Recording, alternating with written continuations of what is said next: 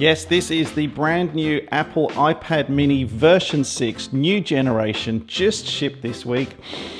Still smells new. Actually, it just smells like an iPad. I don't even know why I did. The iPad mini has always been my preferred choice in the cockpit. I find the regular iPad just a little bit too big, and it's so synonymous with aviation now that Apple actually used that when they announced it last week.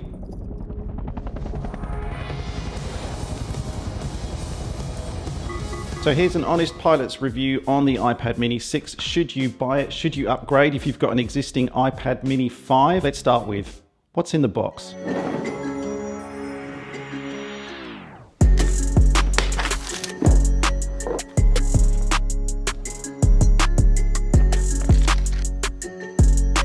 Price will generally lead most decisions. So let's start with how much it costs. The version 5, you can still get this, the older version, for $599 for the 64 gig, the base version. The same base version, 64 gig and Wi-Fi, in the iPad mini version 6 starts at $749. Now that price goes up if you choose cellular, if you get extra storage. I'll talk about that in a second. So what's changed? Well, first of all, the processor. Apple have got the new A15 processor inside the version 6 iPad mini compared to the A12, which was in the version 5. Basically means you've got a faster processor, so apps should run faster, calculations should happen quicker as well. And as electronic flight bags get more and more complex, that's only a good thing. I'm trying to do this kind of very unscientific, which is faster. It's hard for you to see on the camera, but trust me, the faster chip, things load a bit quicker on the new one. In terms of size, there is a difference between the two, but it's not actually what you would think. When you put them side by side, you can actually see the new version 6 iPad mini is slightly smaller. It's not quite as long, but that doesn't mean you've got less screen real estate. You've actually got more screen size because the screen goes closer to the edges of the frame itself. You don't have those big black bars across the top and bottom. In terms of storage options between the two, they're exactly the same. You can get the base 64 gig version, or you can pay more to get the 256 gigabyte version. My recommendation, and I'll talk about which one you should buy towards the end of the video, but this is 64 gig, the version 5, and I've also bought a 64 gig version 6 as well. I've never filled this iPad up, mainly because I only use it for flying. I haven't got all my other apps on there. Really, all I've got on here is what I'm gonna need for planning a flight and in the cockpit. But if you're gonna, that's my door, one second. For a future video. What was I talking about? Storage. If you're just going to be using this for flying, I've found over the last couple of years using version 5 and version 4 before that, I've never needed more than 64 gig. Also a RAM upgrade, 2 gigabytes you used to get in version 5. That's gone up to 3 gigabytes for version 6. There's also a weight difference between the two, but as with the size difference, the weight difference may surprise you. Sounds like a bad advert. The results may shock you. So the version 5 comes in at 10.8 ounces, but the version 6 iPad mini, just 10.5. It's lighter. Oh, there's a plane going over it. Who's flying right now? Sorry, I know I'm recording a video, but you've got to do that thing. You hear a plane, you've got to jump on flight radar. It's the Royal Flying Doctor Service. I guess they're allowed to fly. There's some changes to the outside, the physical functionality of this as well. The big thing is the home button has gone. If you've been using Apple iPhones or other iPads in the past, you'll be pretty used to that kind of swipe multitasking functionality rather than using the home button. I don't think that's a big deal. But let's talk about the pencil because that has changed a bit. Now the version 5 iPad, you could use the Apple Pencil with, but you had to use version 1 of the Apple Pencil. Now that was a little bit fiddly and a bit of a pain in the ass because the version 5 had the USB connector that was under the lid, and if you have to charge it when you're flying, it kind of sticks out and it's quite easy to spear yourself in the iPad version 6 uses the new version of the Apple Pencil, which is magnetic and sticks to the side of the iPad. Now, not only is that handy because it holds on to the side of the iPad, but that's how it charges as well. And I will say, this is the first time I've used one of these magnetic pencils. I thought this would be quite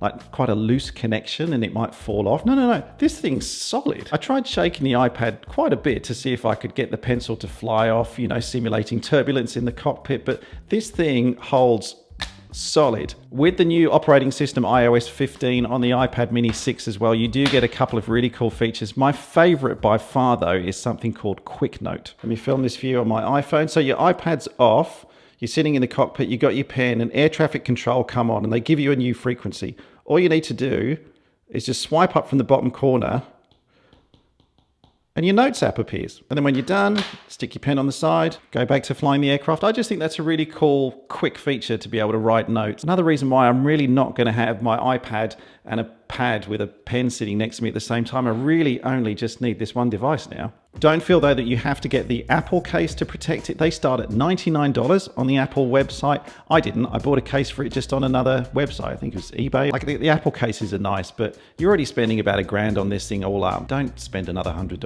on a case. Should you buy it? Should you upgrade if you already have the Apple version 5 iPad mini? That's not what it's called. A couple of scenarios. First of all, if you don't have an iPad mini at all, you're getting into your flying or you're looking to upgrade to an electronic flight bag in the cockpit and you're looking to buy a device, yes, buy the new iPad mini version 6. It's great. If you have an existing iPad, should you upgrade to the version 6? Well, probably, but not yet. I'd actually recommend waiting probably about 3 to 6 months for a couple of reasons. Let the operating system bugs get ironed out in iOS 15. Secondly, let the manufacturers of the electronic flight bags just get up to speed with the new hardware and the new software on the operating system. That's people like Garmin Pilot, 4Flight, SkyDemon, Avplan EFB, Oz Runways. Get a really stable version on a stable operating system, and at that point move across to the new hardware. And if you're going to buy the iPad mini version 6, which one should you get? Well, if you can just afford the base version, the 64 gig